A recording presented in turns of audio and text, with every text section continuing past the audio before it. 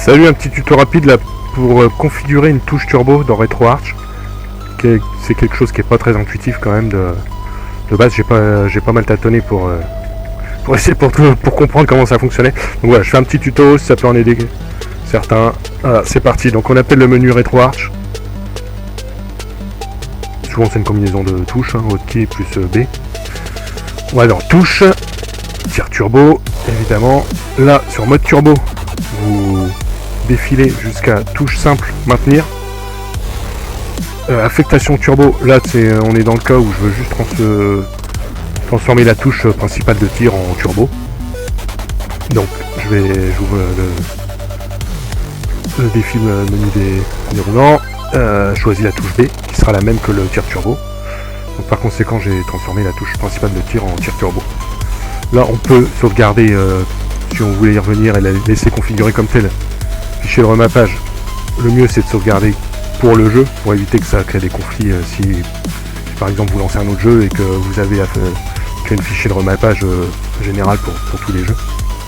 Donc là vous faites pour le jeu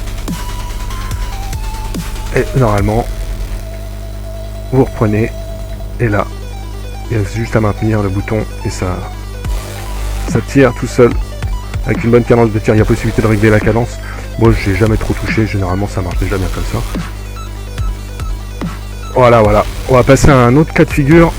Voilà, donc là, autre cas de figure. Pareil, on appelle le menu de RetroArch. Touche, tir turbo. Pareil là, alors les autres modes classiques, tout ça, je sais pas ça. Généralement ça marche pas, j'ai réussi seulement à faire marcher touche simple. Ça permet de.